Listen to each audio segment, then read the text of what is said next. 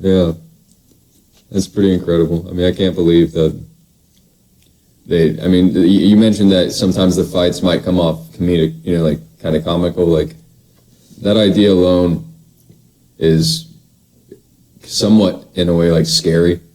That it could reach, like, to the point where they're trying to touch on, like, every emotion. Yeah. Right? Like, they get tired of, like, just one emotion. It's like, how about we just give them nothing? Like, just like, so not just to mention, popularity, but it would cost the owners of those slaves or gladiators a lot of money if they actually were executed. Could you imagine if a gladiator died every single fight? Yeah. Right? Like, it's just like by any economy standard. I hate talking about slaves with economy, right? Right. Especially by our standards, but you know what I mean? The first part of the day, like the morning, was dedicated to these animal fights. And then eventually it would transition to, like, lunchtime, right? Like, at the period of time where the people would leave, go get their concessions or whatever from the stands, come back, but they still needed something to entertain the masses, right? Like, while they're getting their popcorn or their fruit and nuts. Like a halftime show or something. Yeah, a halftime show. And so this halftime show would consist mainly of, like, executions. Hey, how's it going, everybody? Today we're going to be doing a new podcast that we're coming up with called Relative Insanity. I'm Justin Green. This is my co-host, Trey. And we're going to be basically going through history's most extreme moments in time that really pushes the human experience to its boundaries. This episode, we're going to be touching on the Roman Colosseum, and we're going to be basically giving our thoughts and our research that we've done over it and all of our nuances and dedicated insights over that. Oh, yeah. So I'm going to ask you, Trey, what was your most the interesting piece of information that you found so far? The most interesting thing that I discovered about the Roman Colosseum, just based off, its general knowledge that it was brutal events that were displayed, all for pure entertainment, and it was honestly the most popular thing. It was probably more popular than what the NFL is considered today. As far as my research, and what I was surprised to learn, is that this entertainment facility was truly treated as such. I mean, there was concessions. You had safety regulations. No one was ever injured or harmed. You would always think, learning about these stories and the brutality of battles, archers, shooting arrows in this small space that stretched less than 2 football fields. You would think someone at one point would get hit by a stray arrow, but due to how well and secure it was compared to especially other amphitheaters and coliseums at the time, there was never really a recorded injury of that. Right. You just think about the vastness of the Roman Empire at that time, and the Colosseum was really just a symbolic, like, representation of that epitome of its greatness. Yeah. And so, the Colosseum was initially founded in 80 AD, but they've had the gladiator fights for centuries before that, like stretching all the way to, I think the last recorded one was around 200 BC. And these were done mainly for, like, ceremonial purposes, funeral rites, and whatnot. Eventually, it evolved into shows of entertainment and spectacle. And it's just really, like you said, it's really insane the amount of effort that they put into it, the amount of, like, ingenuity that they dedicated to, like, making sure that everything was, established the way that it was. And it's just really, really insane. Yeah, I mean, it truly came off almost like if you would pay for a ticket to go see a concert of your favorite band. Like the amount of effort that they put into these shows, you'd think you'd just throw people in and they'd fight each other and what have you, but the fact that there was instances of the Colosseum being flooded for more than 5 foot of water in the stadium to do and recreate naval battles, I mean, that just shows how much they cared about it, To this day, like, people still don't even know how that was done. Yeah. Or, like, we can't even guess the work that was put into it, especially for, like, technology at that time. Like, they had access to aqueducts, or, like, they invented that. Yeah. Piping systems, that was nothing new to the Romans, but to flood an entire Colosseum, like, we would have difficulty with that today, right? Like, I couldn't even imagine flooding, the Kansas City Chiefs stadium. Right. Right, like, and they were somehow able to do that, let alone make it profound enough to, like, set boats on top of, like, actually have, like, full-scale naval battles. Yeah. Like, it's insane. Like, one well-known poet at the time, Marshall, he talked about a lot of Roman experiences, obviously, like through his epitaphs and everything. But he really focused on the Colosseum around like 86 to 103 AD. And he talked extensively about like these insane showings and spectacles of like the naval battles and whatever. But I thought it was really interesting too because he also touched on how he made it seem as though like the games themselves, the fights, were done in a way where it's not just spectacle, but it also had something on the boundaries of that, like almost a spiritual experience, right? Yeah. The Romans at the time were really dedicated to their pantheon of gods. Oh, yeah. Not religious in the sense that we think of religion today, right? Like Christianity, Islam, what have you. Not necessarily like a personal relationship, but more something to like admire. Mm. And so there's a lot of mention of like spectacles, especially in the realm of like executions that were done at the time, that seemed to like resemble a lot of like mythology at the time, right? Oh. Like for instance, they had Marshall described one event where a man was being executed by having his liver pulled out by a wild animal, like a boar or something, right? Like actually like set up in a way where that was possible. Yeah. And that's based off of like a Roman myth. I forgot the name exactly, but basically the myth goes like a god was set upon by vultures and eagles and had his liver pulled out. I forgot the exact Every name. day, yeah. Something like that, yeah. But that just goes to emphasize the point that like there was definitely something like not even cultural but like spiritual in the background. Like the Romans themselves were able to like touch the gods in a way by like showing these events. Yeah. Right. So yeah, I mean it seems like the Colosseum was done for a number of purposes and reasons. Like one just for entertainment, but also to show the power and grandeur of like the emperor and the Roman Empire as a whole. Yeah, I mean, like, with how church and state things were at the time, it's really interesting to see how, even though it's a live execution, they would have these minor arts, almost art-like instances of paying homage to the pantheon, the Greek pantheon, you know, like, for instance, the liver getting ripped out. I mean, they did that at the end of the day for entertainment, but it still shows their roots and also dedication to their, you know, their religion at the time. Yeah, I completely see what you're saying. Yeah, and it's just insane to think about how, kind of like what we were saying before, how it was done for entertainment, but also like the very fact that they were able to bring in wild animals from like all the stretches of the earth at the time, right? Like their empire stretched from Britannia all the way to like eastern Jerusalem, right? Like all the way to the Middle East, North Africa. Yeah. And they were purposefully transporting animals from every corner of the earth, right? Like tigers from Africa, elephants from India, just to bring the Colosseum. Yeah. And in a way, I feel like that was the purpose of that was just to display the reaches of the empire. Like what they could accomplish, yeah. I would 100% agree. Yeah, we're not even talking about like, I don't know, like 100 animals per year from these regions. Like we're talking about like 1,000 animals per week.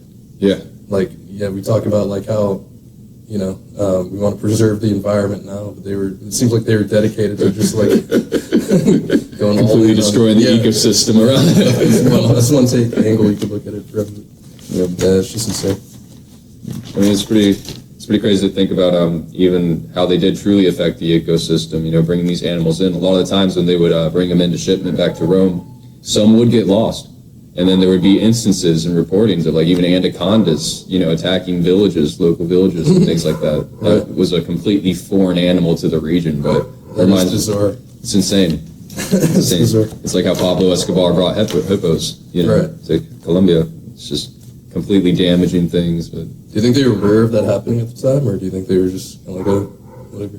I think it was probably not even a concern. Probably not a concern. Yeah, I feel like as far as like, if they did consider the ecosystem, I doubt it was probably more agriculture based rather than like, oh, here's a new animal into the system. And they might have considered it, you know, they really did. But they clearly didn't have too much precautions when transporting. Yeah, probably didn't have too many environmental respect. Right. One thing I wanted to bring up also, just to touch on this, was the vast amount of gladiator types that they've had at the arena. And some people might think that, like for me, for instance, before I started looking into it, I always just considered like, there might be like gladiators in the arena that were, personally wanted to arm themselves in a certain way, whatever, to fight. Yeah. But it turns out that there were actually like set categories of gladiators. I'm talking about like at least like 20 different categories throughout the inception of the fights and then throughout its history during the late periods of integrity. But yeah, so the gladiator slaves are brought in and initially designated into these roles, and a lot of times it was based on like the regions that they were captured from. Most of the slaves, a lot of the slaves, especially at first, were captured soldiers from different regions like Thracia, Greece, Gaul, and they were brought to the Colosseum to fight. A lot of times these fights were to emphasize and symbolize, I guess I should say, like the conflicts between the Roman Empire and these regions, right? Like in the past and currently in some cases. So, for instance, like the Gauls might have the class of like Gallus or Murillo. Like that was a certain class of gladiator that they brought from Gaul. Yeah. And they would arm themselves as the Gauls were, which were, in a way pretty similar to like how the Roman legionaries were at the time. Or they might have, the gladiator type Hoplomachus. Yeah, I'm killing the pronunciation. These words are insane. Yeah. So Hoplomachuses, they were taken from Greece, and they were basically armed like hoplites. That's where the name comes from. Okay. And so they had like the small shield, the palace.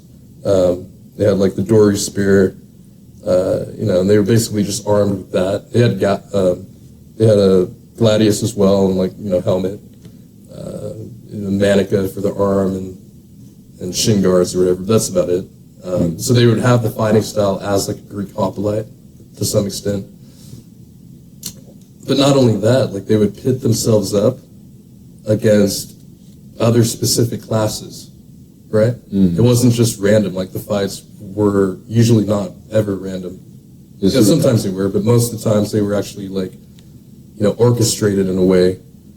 Like for instance, like the Gallius / Murmillo might fight against like the Samnite gladiator or the Hoplomachus, but usually the Hoplomachus wouldn't fight against Samnites, for example, right? Like they would actually pit themselves up based around like the strategies.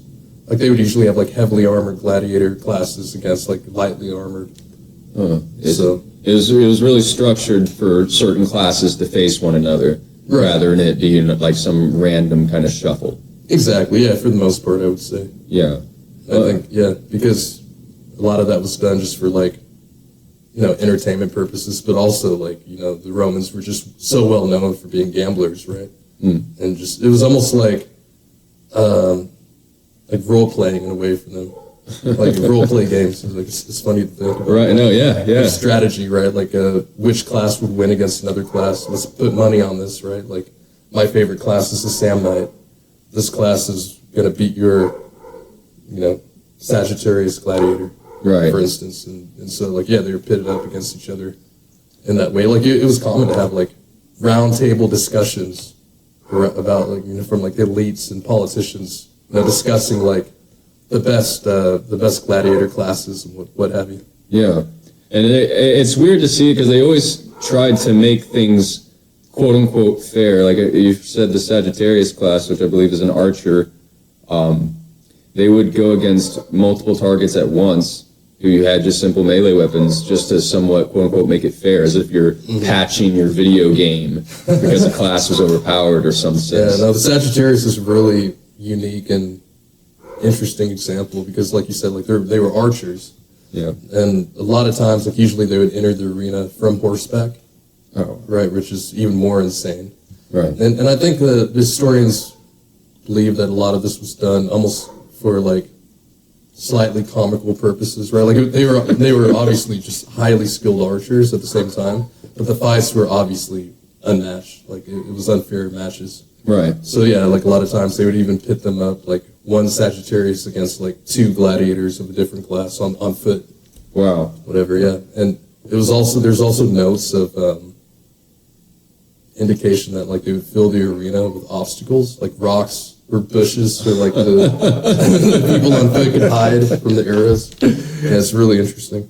It really does show like how much, time was spent just organizing this to where it literally feels like a game. Like, No, exactly. Like that's really what it came down to in the end, was just one giant, extraordinary game where the end result was like somebody dying.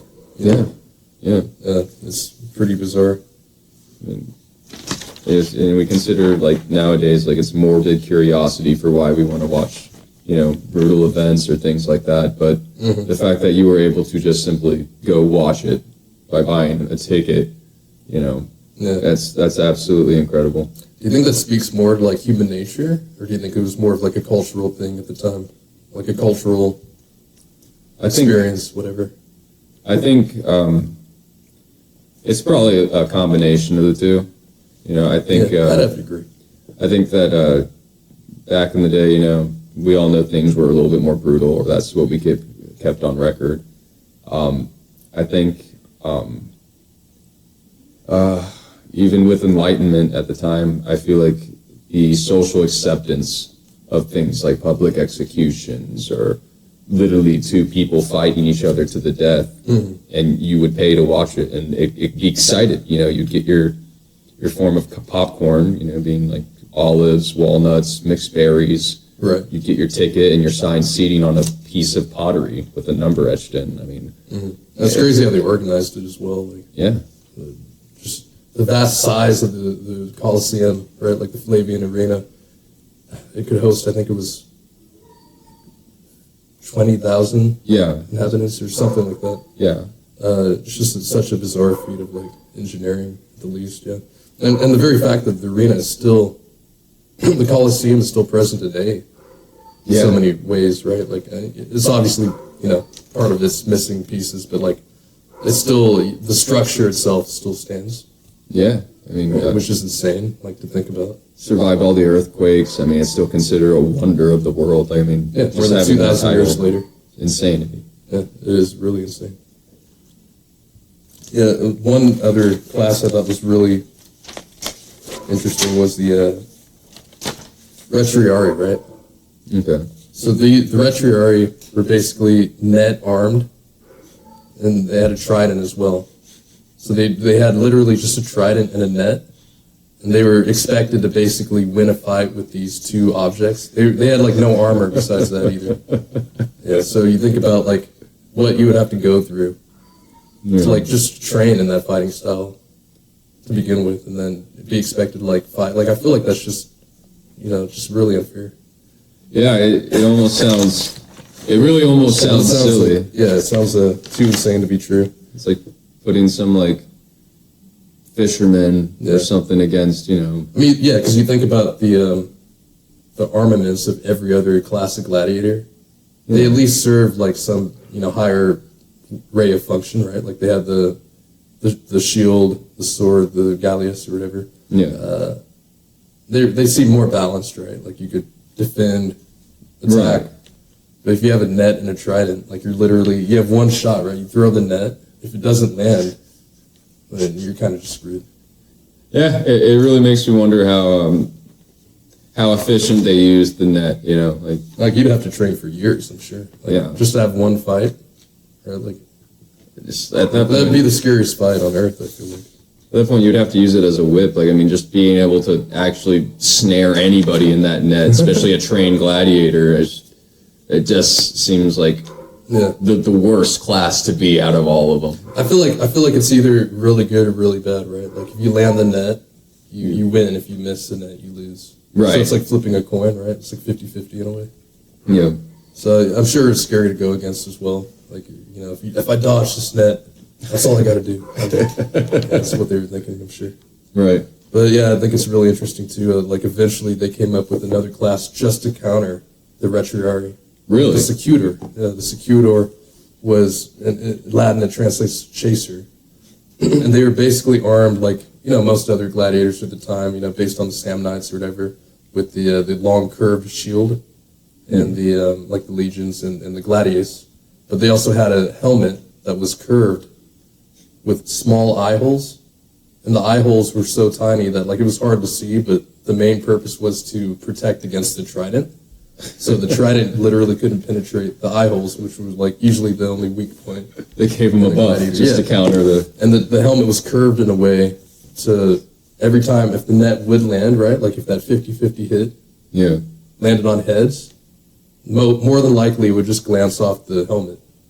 That's insane. And so like the one bonus perk that the Retriari even has at that point is just like negated.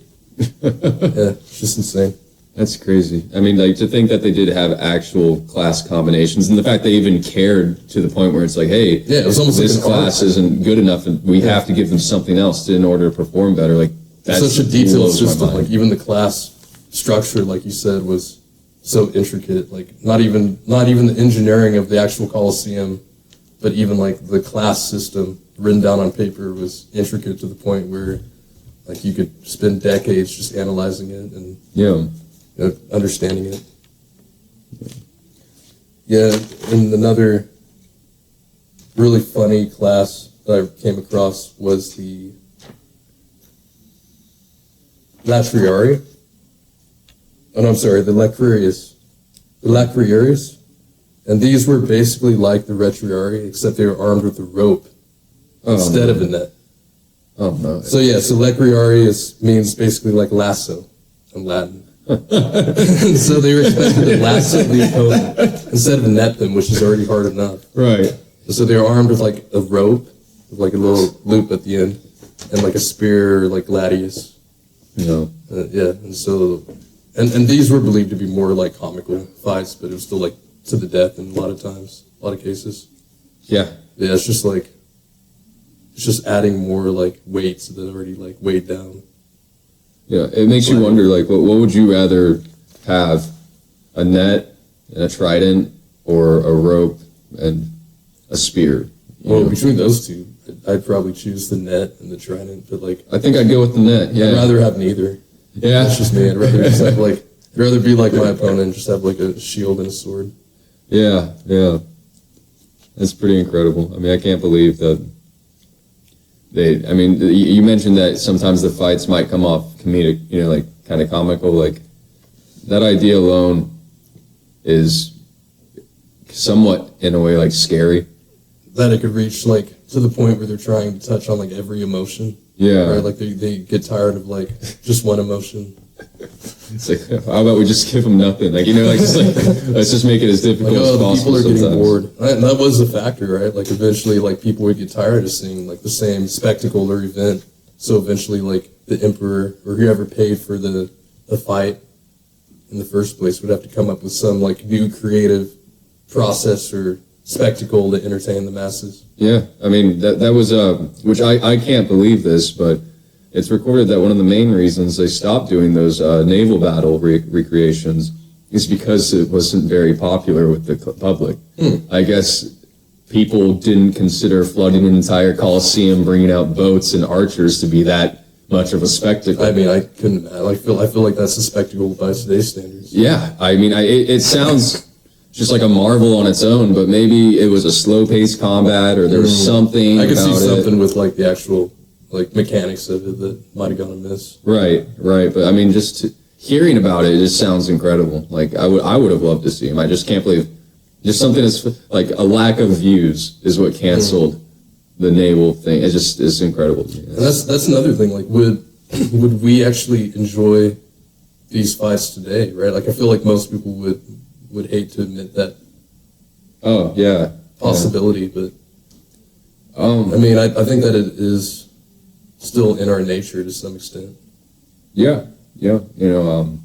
I think that deep down, we over the years suppressed that like inner nature of violence and brutality, or even just wanting to view it to a point where, just seeing things on the news can sometimes make people queasy or a little disturbed. I'll be honest, like, we still have we still have that emotional, whatever you want to call it, like vicarious tendency to be drawn kind of like almost to like a flame in some ways, to like violence or extreme situations, right? Like that's where we have M-rated video games, we have violence on movies, TVs. We're still entertained by this, right? Like Hollywood is still an industry. Yeah. And you think about like what that really entails, like what the difference between these two things are is we're just kind of like, we're almost lying to ourselves in a way. Yeah. Because it's like fake, right? Right. But it still is bringing about the same reaction from us. Oh, yeah. So I guess their sensibilities are different. There's a modern day, kind of Colosseum in a way, like I would consider the Octagon or the UFC to be the closest thing we have in modern standards to just pure brutality, even compared to something like boxing is more uniform than the UFC. I mean, you could literally just high-flying knee kick someone in the face and their teeth would fly out and then the crowd would go wild. Right. Like that's probably the closest thing I think. And we still enjoy it. I mean, they sell out all the time. It's one of the more higher viewed sports. I guess there is some controversy among like historians on whether or not like gladiators were really, it was really a fight to the death in every instance. Yeah. Some believe that it was like 10%, 90%. Of like 90% survivability, 10% death. And the reason for this is, they had like an action that they would do, like kind of like surrender. They would raise one finger up for submission. And then usually it would be in the hands of like the emperor, right? Like, after like 80 AD, when the fights were ran by the emperor, when the Roman Empire was an empire, not just a republic. But he would basically, he would proclaim to himself and to the people watching the fight that he was like in charge of life and death. Yeah. Like he was the masters of these. And I think that like 9 times out of 10, usually he would agree to let them live. And the people would also give their, disagreement or approval of whether they wanted the gladiator who was defeated to live. And there's a big thing about it too. Like, for instance, some of these gladiators truly developed an infamous name for themselves, known all around, almost to the point where it's like, if you go to watch a WWE tournament and if the Undertaker loses, then he's gone for good. Nobody would want that. The public wouldn't even want that. Right. And it also, not just to mention, popularity, but it would cost the owners of those slaves or gladiators a lot of money if they actually were executed. Could you imagine if a gladiator died every single fight? Yeah. Right? Like it's just like by any economy standard. I hate talking about slaves with economy, right? Right. Especially by our standards, but you know what I mean? Yeah. But it's still economy. It's still an economic factor at that time. So they don't want their commodity, aka the slave, to die. Right. In such a useless way. They want to get their money's worth from them. So I'm sure that was a big part. I know there are historical claims that like later in the empire's time, like around like 200 AD or so, like the emperors at those times were more reluctant to let the survivor live. Yeah. The surviving gladiator live. Like they wanted just more bloodshed, I guess. Yeah. But yeah, for the most part throughout its history, I think that it's kind of a misconception to imagine that every gladiator died. And I know that's not to say that there wasn't extreme amounts of bloodshed throughout like the rest of the arena showing in a particular event, right? Like how it would be breaking down is they would usually have like, the day would be split up, right? So they would have like animal fights usually in the beginning, right? Like from the bestiary, or the hunters of animals, what was it? Well, yeah, so like the bestiary were basically, condemned men, right? So there's 2 translations for bestiary. There's either like they were the condemned people forced to fight the animals, right? Like expected to lose 9 times out of 10, or they were like the tamers, masters of the beasts, underneath the arena. Yeah. And whatever. I think both translations are most likely, equally used interchangeably. Right. They would also have the venatores, which were actual like hunters of the animals, right? Like they were trained gladiators to fight specifically other animals. Like, they weren't technically even gladiators, right? Like, they didn't fight other gladiators. It was The Venatories specifically were, yeah, wild they basically only fight animals, right? Like lions, tigers, like the most extreme animals you can think of. Yeah. For the showing of like they were hoping to win, and a lot of times they did, like they were famous gladiators. Capaphorius comes to mind. Carporphius, he was a Venatorius who basically fought against, like, there's accounts that he fought 20 animals at once, right? Like 20 wild animals, one, like lions, tigers. I forget the specific like types of animals in that day, but like he's well known and famous for that. Yeah, I've heard a lot about Carpathius. Like one thing while doing research on him that I found, is he was, like you said, his main feat of strength was tackling on 20 animals at once, and it spread all across from him. Everyone knew him for this, and even to this day we can still find out information, and that's one of the first bullet points that show, there is records showing back to, like, the VCR you were talking about, that a lot of times Carpathius would spend time just handling and mending and taking care of a lot of the animals, which could have developed an almost human nature towards him to recognize him. And the reason it was such a discussion, I guess a lot of civilians started thinking that he would grow close to the animals, that when the time the fight comes, they might be not as susceptible to bloodshed or being as aggressive as they would towards, just some random other gladiator that would appear, right, regardless of starving them or however they treated the animals before the fight. Yeah, I could definitely see that as the case. And so, yeah, so like my point of being, like, the first part of the day, like the morning, was dedicated to these animal fights.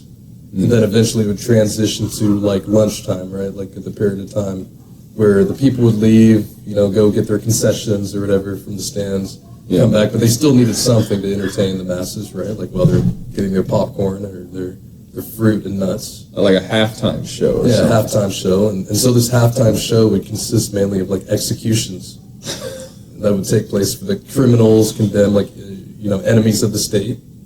Yeah. And these executions were completely traced as like being the most brutal things you can imagine, right? Like the most creative ways of killing people, right? Like the Romans were fans of fire, for instance, and so they would, burn people alive. They would, hack off pieces of them, whatever, what have you. And it even came to a point where they would even ask the crowds for opinions and like suggestions, right? Like, so you're an active participant from the stands on how somebody lives or dies. Oh my gosh. And the very idea that's just wild and can't even imagine. Yeah, it's definitely not the halftime shows we grew up with. No, not at all. Just watching a musician, or even back then, I would think at least a bard or something would come on stage, sing some songs, or maybe just some performance act. But no, like the fact that was what they considered to be just time before the next actual event is public executions, right, like the most gruesome, morbid ways. Like that's just only hard to wrap your head around. Just for entertainment purposes, right? Like, public executions have always been around in history, right? Like, not as much in our time. Like, there's still regions of the earth where it's, still going on, but like, especially during the ancient times, right? The ancient periods. Yeah. You would have public executions, and these would stretch all the way into like the 1700s, right? I think in like France and like Germania is like the last reported public executions that would take place.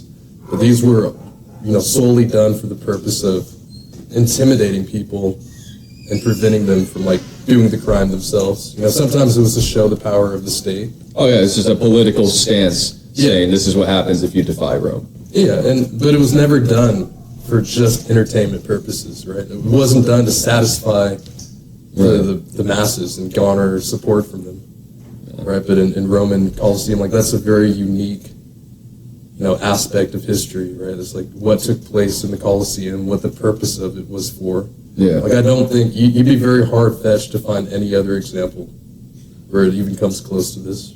Right. Not just in the scale, but in, like I said, like the purpose. Right. Yeah, it's pretty wild. Yeah, I also wanted to bring up this type of gladiator called the Anabade, right? The Anabade. Okay. This is how you pronounce it. But it was basically a criminal, right? It was like one of the condemned people. Yeah. Except instead of executing them, they would have Anabade fights, right? So it'd be like condemned criminals that were given like weapons, right? Like usually it would just be a helmet Okay. and an old gladius, like a really worn, old, like almost broken gladius. Dull, essentially. Dull, essentially, yeah. And the helmet, the kicker was usually it wouldn't have eye holes, so you wouldn't be able to see anything. Okay. And so, yeah, sometimes these Anadari would fight against other actual well-trained gladiators, and it would essentially just be a slaughter, yeah, for like comical purposes or whatever. Like, you know, the Romans were, I think, just more sick in the head than us.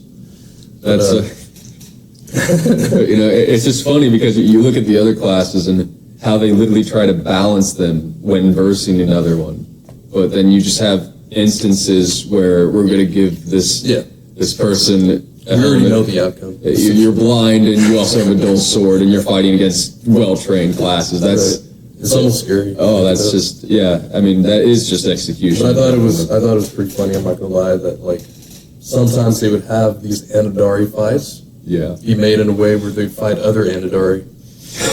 And so it'd basically be a mass of like 5 to 10 of these, you know, these people with like block helmets on, and, like really worn swords, like being paraded. They would actually have to orchestrate them into the arena space, right? Like, because they couldn't see, they couldn't walk on the run. So there's accounts of them actually like grouping them together and like, you know, parading them slowly into the arena, positioning them in a way where it wasn't just like some dumb like hiding fest from them, but they would actually have to like engage with each other once they got out there. So they would just essentially be swinging their swords wildly. You know, it's like, it makes me think, you know, like, I wonder if there was like trained personnel to push them closer back to the inner circle if they just start drifting off or like just swinging randomly. Like that's, man. I'm sure there's a whole like career choice for somebody. That's an interesting way to play Marco Polo. Yeah, I'd have to agree. That's a good point. Yeah, I wanted to kind of transition now into like what were your top gladiators, like the actual individuals that you came across that you thought were really interesting? You know, we already talked about Colosseum and his whole history. I thought another one that was pretty interesting, simply because of his ties with emperors in the past, was Spartacus. Yeah. Yeah. You know, I always thought when he first, I believe the first battle he went, he defeated a veteran gladiator named Optonitus, I believe, or Optonius. We'll fix that. And I'm telling you, man, like these names, Latin is not an easy language. You could spend insane. 10 years studying Latin and still have difficulty with the pronunciations.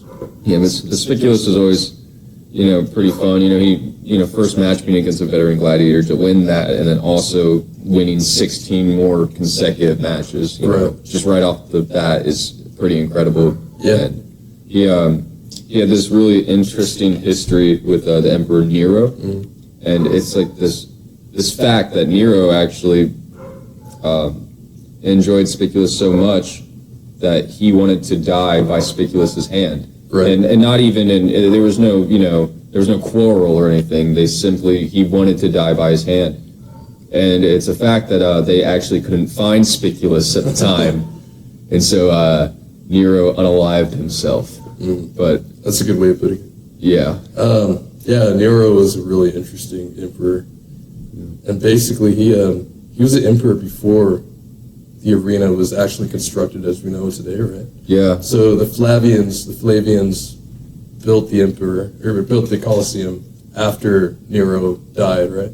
Yeah. And so Emperor Vespasian was the emperor who initiated the construction of the Colosseum.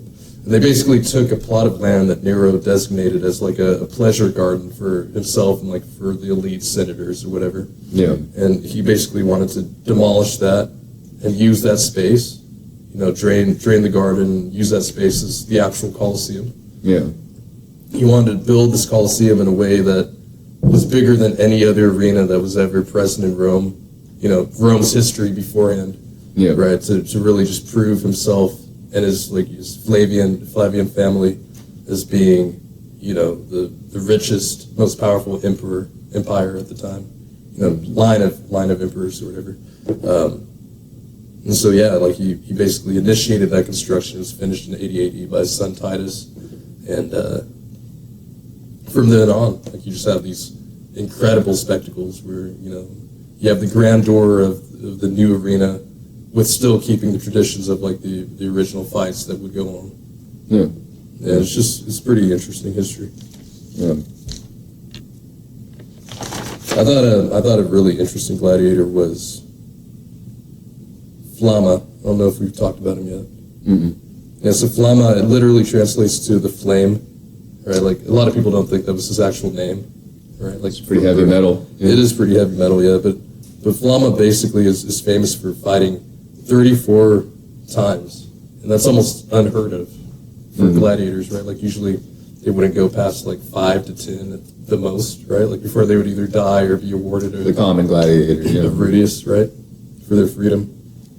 But he won 21 times, and it's just an insane record, right? And the Rudius, if for anyone who doesn't know, Rudius is basically like a wooden sword that is really unspectacular on its own value, but it's what it symbolized, right? It symbolized its freedom for the gladiators, so they could take the Rudius home and put it on their mantle or whatever, and essentially be like free men.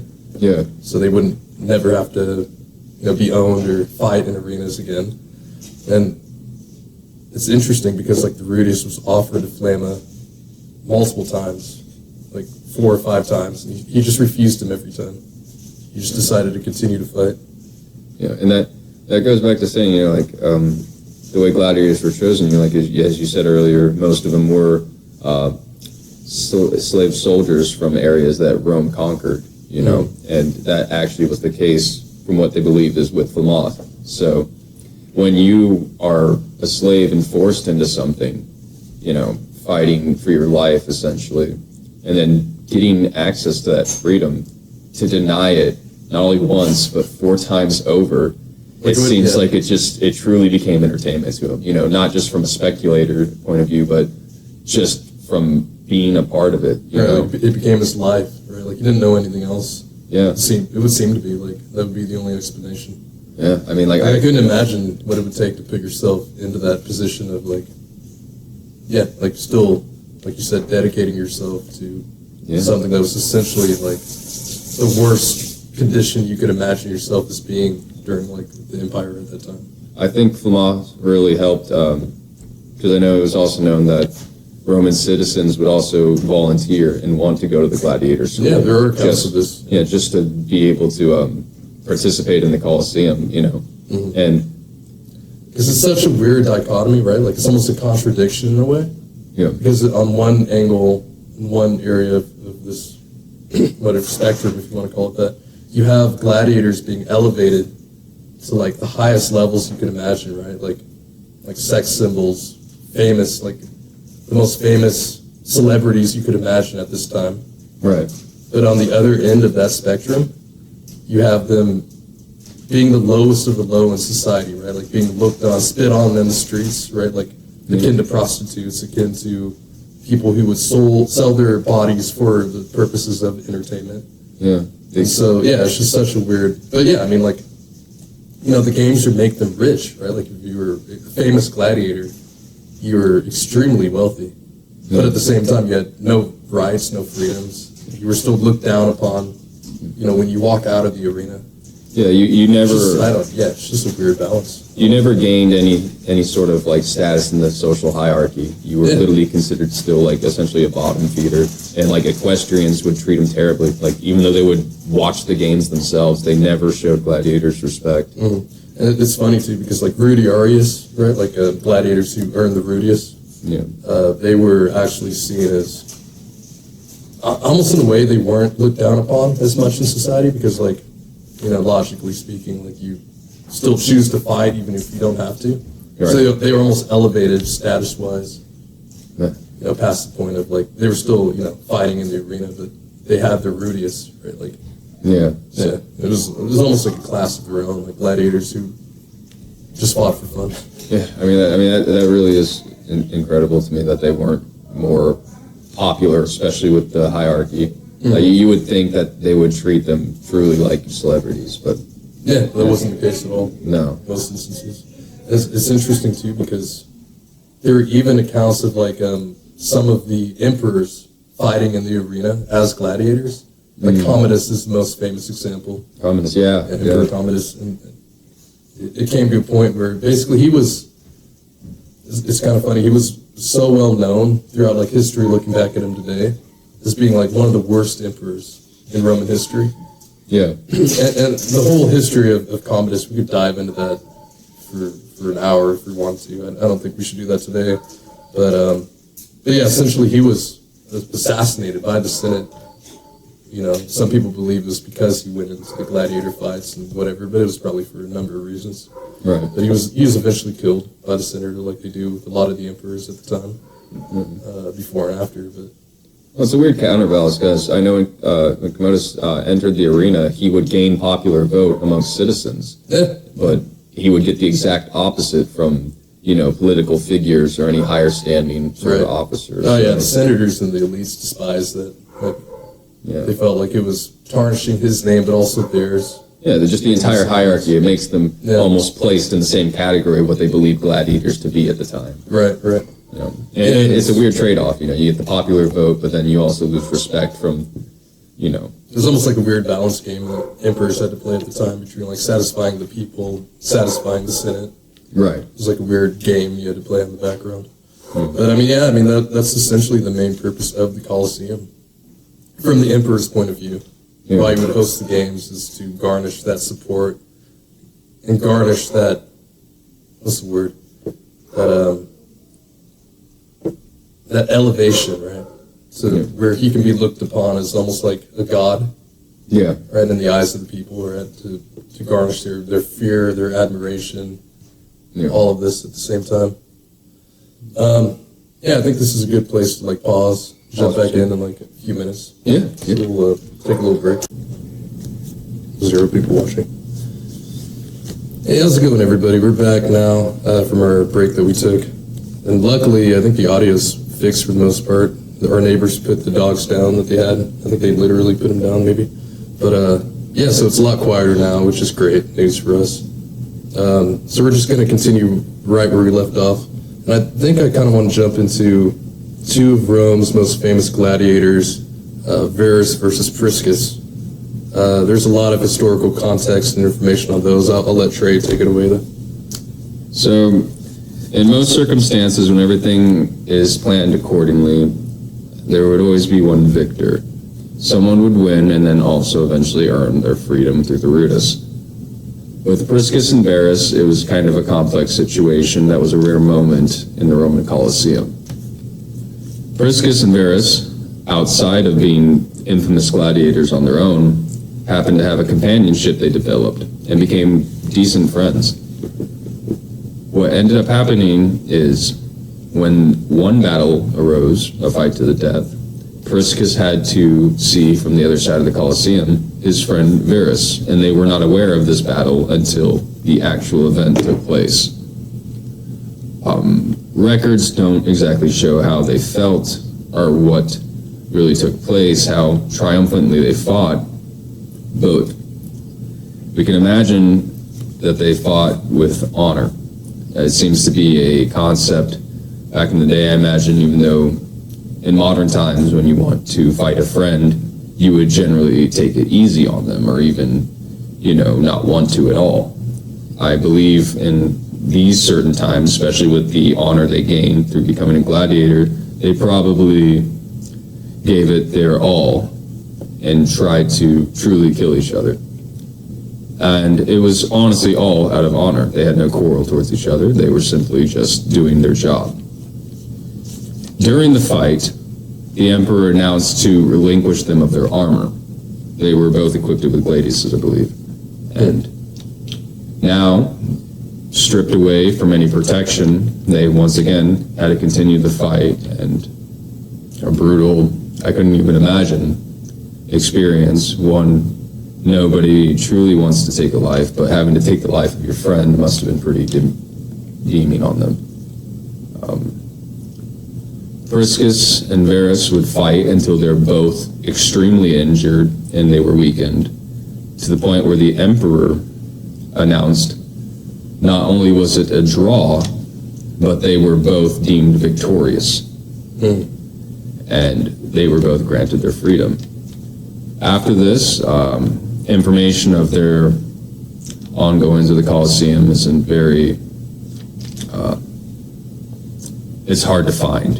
I believe that they more than likely used their freedom and then just became citizens of Rome, is what I believe. I don't think they continued their work there, but one of the few cases of them being actually able to both be deemed victorious. So history's kind of lost at that point. Yeah, from what I could find, it seems like they more than likely just both were claimed victorious and continued on with the rest of their lives. But it's just a rare incidence because,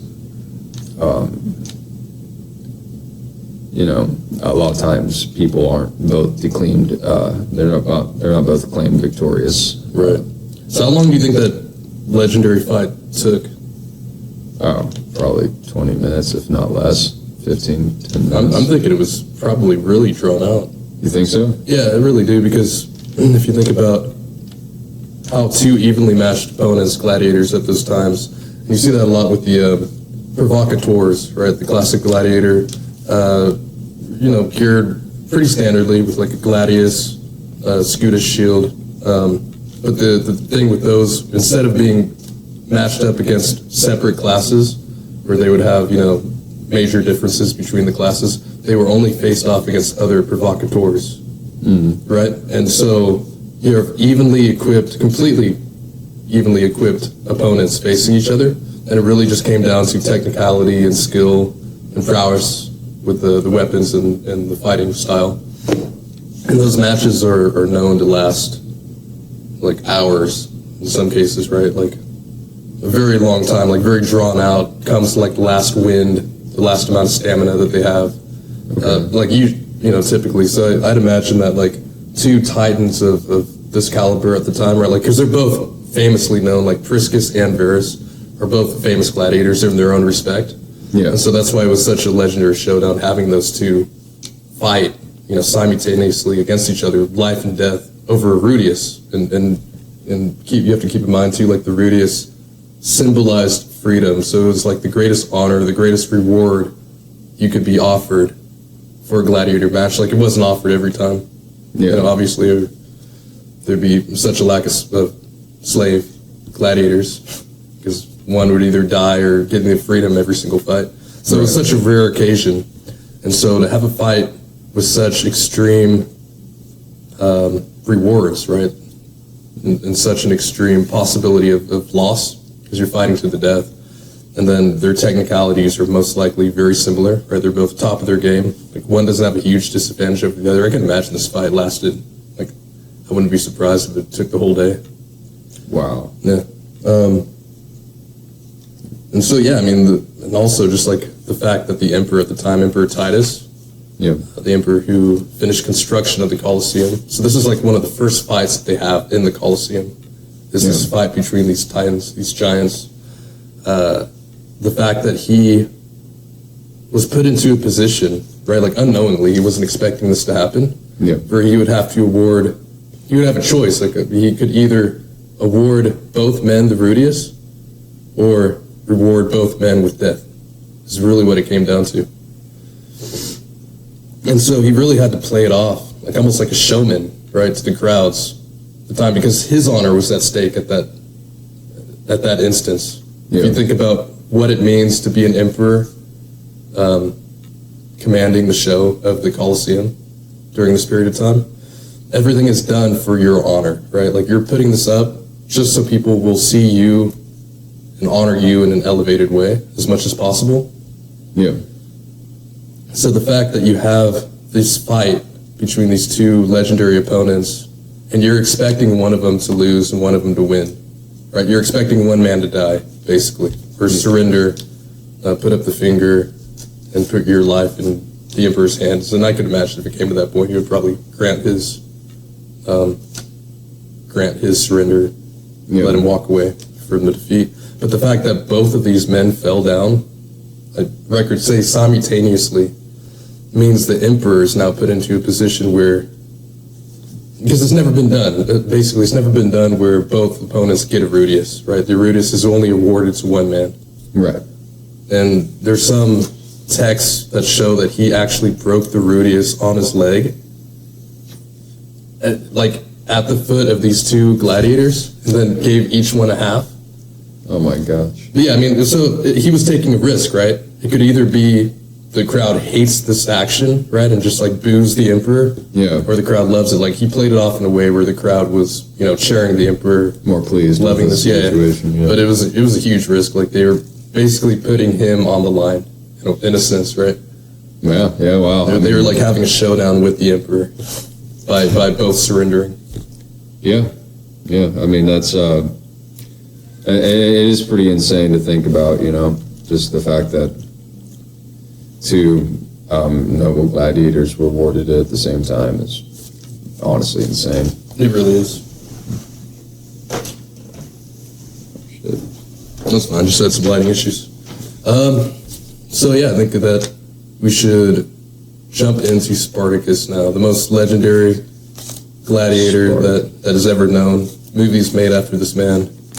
I think this would be a great place to really close on. Yeah, so, what are your thoughts on Spartacus? If you had to wrap him up in a nutshell. Spartacus, born 103 BC in the town of Thrace, was eventually apprehended by the Roman government through their military advancing. Once he finally got placed in a school, he was trained to become a gladiator. I believe it was around 73 BC that he eventually formed a small kind of militia group within the Colosseum to revolt against the Roman government. Which is insane to believe because not only did he revolt against it, but he eventually gathered such a following that would accumulate a massive army that he would eventually march throughout beyond Rome, also just gathering other members, slaves from other cities and whatnot. Yeah, and this whole period of time is just known as the Third Servile War, or the slave uprising. And yeah, like you said, came from Thrace, captured, and then eventually led 70 gladiators from the arena, which at the time was owned by Lentulus Vadiatus, which was just a really wealthy man in Rome at the time. Basically owned the training facility, the main training facility where Spartacus and his other companions were trained and maintained and everything. So he ended up breaking free of the Colosseum, holdings or whatever, with the 70 other gladiators. There's big names among those two. Crixus is one of them. He's basically like the right-hand man of Spartacus. Right. Kind of like a lieutenant in the end of his travels, this journey that they took. So they end up leaving the Colosseum, heading north towards Mount. I might mess up the pronunciation, but Mount Vesuvius, I believe. Vesuvius, yeah. Vesuvius. There we go. Thank you. Ended up along the way, just going through the countryside, taking as many slaves as he could, like freeing them, right? Rural slaves. Eventually, the number grew to around 70,000 to 150,000. The reports vary so wide, but at least 70,000. Yeah. Slaves heading towards this mountain. Along the way, they're pillaging, looting, just causing mayhem. And at first, the empire is really slow to react to this uprising because they're dealing with stuff in Spain. They're dealing with other conflicts on the borders as they're still expanding. So they look at this at first as just, this is just another random small militia issue, police issue. We'll let the praetors handle this. Right. Whatever. Yeah, just to be taken out easily. Yeah, so eventually they sent off a man named Gaius Claudius Glaber, right? led him with a militia force to try to just, take down this easy slave uprising. They're just slaves, right? Like, no big deal. Ended up getting decimated within, days of, approaching Spartacus and his soldiers. So at this point, the Senate is getting more worried, right, than they were before, because it's not every day that entire army of Rome gets wiped out by something, let alone like an army of slaves, right, like untrained soldiers, right, led by a gladiator. It sounds incredible when you hear about it. It really doesn't even sound real. The thing is that's just the start of this conflict. Like, it's already insane enough that you could break out of like the greatest structure that Rome has ever built, right? Yeah. Lead a small force and then eventually grow it to the size that it did, defeat an army. They eventually send out, legions after these, and the legion is like 5,000 trained Roman soldiers. Yeah. Led by Lucius Gellius and Cornelius Clodanius. And these two generals, essentially, I think they're generals, but they led two legions up to approach Spartacus again at this Mount Vesuvius. End up getting defeated as well.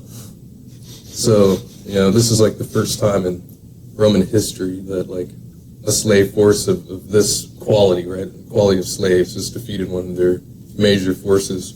So at this point, like, the Senate is just terrified.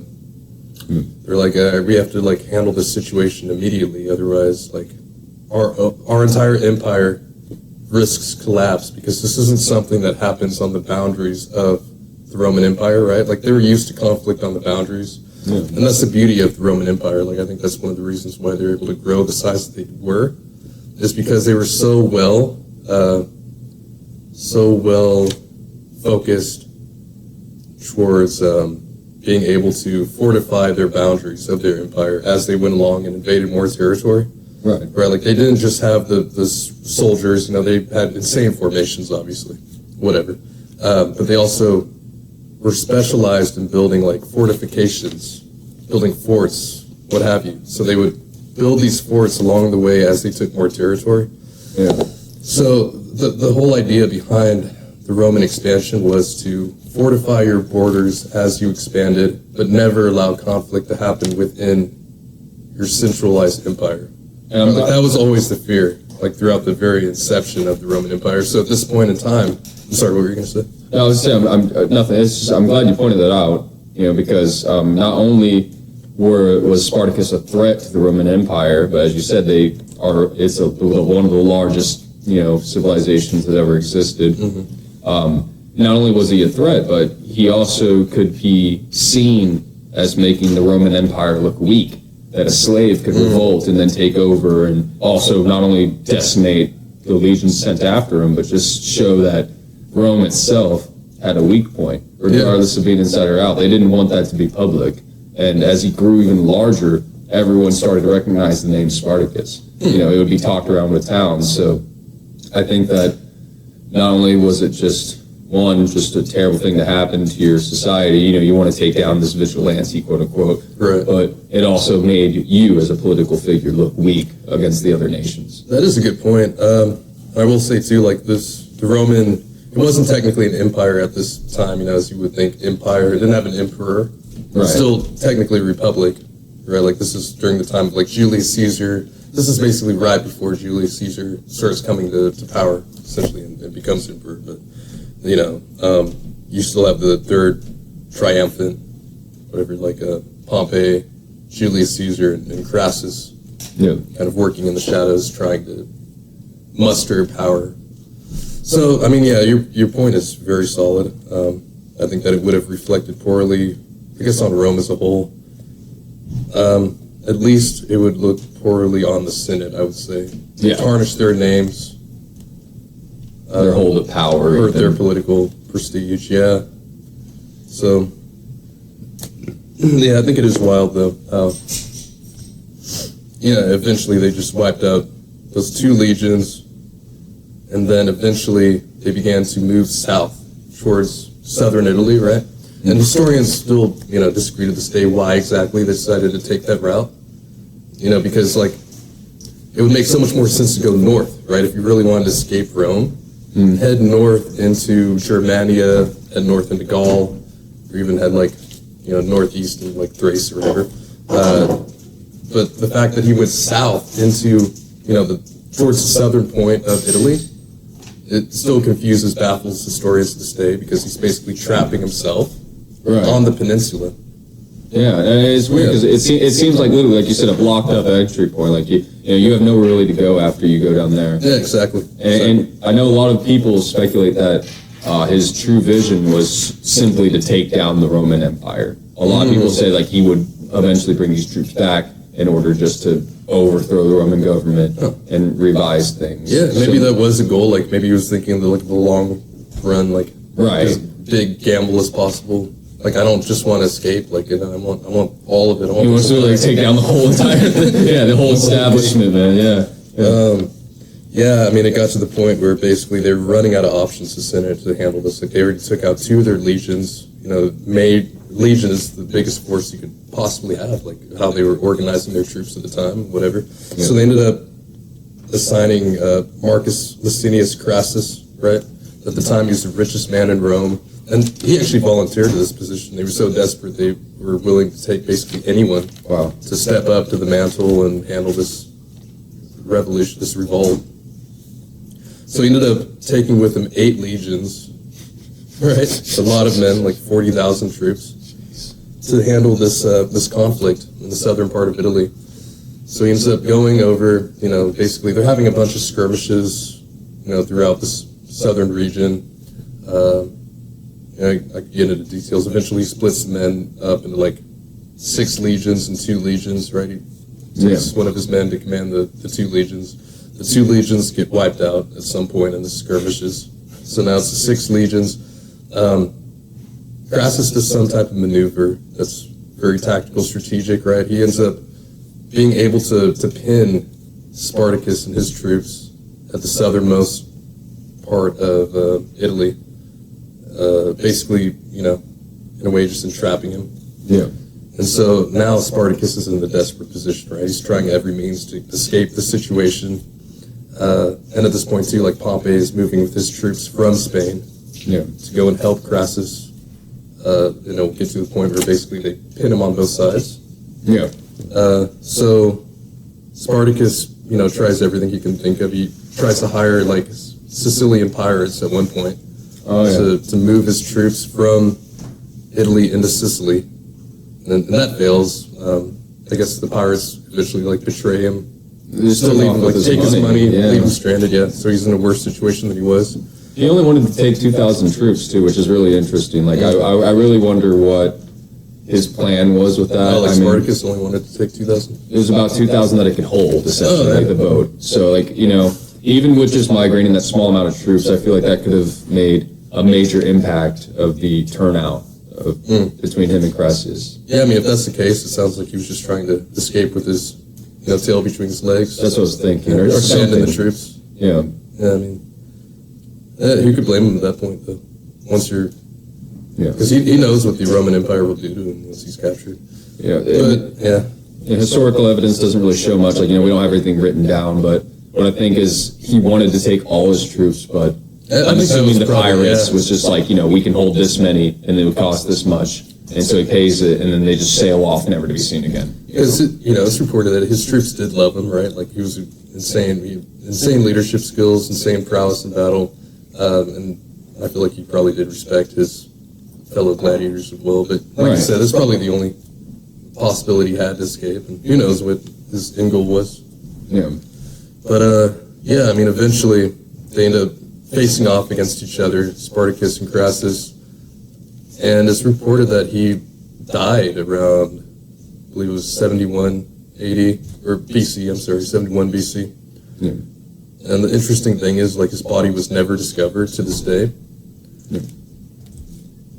So, we know from, records that, this battle did take place at this time. There's still evidence being found today of, armor, weapons, being scavenged from the southernmost region. I forgot the country now, but the southernmost region of Italy. There's still weapons being discovered and Well, I mean, that's the craziest. That's the craziest part. You know, like they claim that Roman soldiers did, you know, cause the killing blow of Spartacus, but yet when they go to retrieve it, like you said, you know, his body was never found. Which a lot of people have speculated on this. Either deserters that left during the initial battle either claimed his body and hid it well, maybe buried it, or at least put it in somewhere. A large thing, though, another speculation is that Spartacus actually never participated in this battle at all. He could have simply died from multiple causes, if not just another battle wound from a previous battle, and just to keep morale alive with the troops, maybe they just never announced his death. That would be an interesting scenario. Yeah, I mean, both possibilities are pretty mind-boggling when you think about it. So yeah, like you're saying, it's possible that he wasn't even there. It's kind of like the ghost of Spartacus leading his troops from the background. Exactly. That would be keeping the spirit alive. And honestly, that kind of what defies a legend, you know, to have a status as such. 100%. You know, I mean, that truly is incredible. Once you reach the point where your presence isn't even required, just your name. Exactly. Yeah, exactly. That's the goal of every great general. It's a crazy story, man. I mean, really, it makes me wonder what would have happened if he did at least get some of his troops off on that Sicilian pirate boat. Like, it really makes me wonder what. Could you imagine if? I think that was at that point of the conflict. That was probably the Senate's greatest fear, is that he would somehow make his way to Sicily, and they knew what he was trying to do, going to the southernmost tip of Sicily, or not Sicily, I mean Rome, Italy, to escape to Sicily. So they were doing everything they could to prevent that from happening. That's where Pompey was moving towards, you know, the boat. Going towards the south to cut him off from that route. Yeah, just capture it, literally, like you said, keep him locked in that area. Yeah, could you imagine if the conflict lasted? Say he did go to Sicily, right? The conflict would have presumably lasted another 10 years, easily. Right. Like if he's able to entrap himself, because Sicily is like, it's a pretty big island, like off to the south, southwest of Italy. So he could have easily just built up some force there, and you know, I don't think he would have taken over Rome from there, but I think he would have like been a major thorn in the side of Rome for at least a decade. I could imagine. I could even, you know, just if we're talking about completely hypothetical situations, I could have seen him even establishing his own empire. You know, that would be hilarious. I mean, you gather 150,000 people, you move to Sicily. You know, you're probably going to gather more with such a large army. Granted, it was probably reduced down to 20,000 once he reached southern Italy. But, I mean, at that point, you know, he had his name established. I'm sure even Sicilians heard of his name before. You know, the way how information was even reached. Right. There's no email, there's no websites, but that's how grand he was that people knew the name Spartacus, regardless of just being in the area. You still have movies being made of him. It's crazy how much of an impact he had culturally. Let alone just Roman culture. Like, there's so many, like, he's the one individual, I know for a fact, among gladiators, but maybe even, like, one of the top individuals in Roman history who has, you know, the most evidence of, most historical documentation of. Right, absolutely. There's a lot of gladiators, famous gladiators, that we have, like, very little information on, but we have a crap ton of, like, you know, glass vases with their pictures on it, whatever. Yeah. Murals, images that depict that they were, like, you know, famous, worshipped at this time, but not necessarily much information, like context on their lives. We have vast amounts on Spartacus. I'm glad you brought that up, you know, because it's true, you know, like, even after doing thorough research on these gladiators, trying to find their livelihood or what they've even done before or after, it's so scarce. You can't find much information on these people, and it's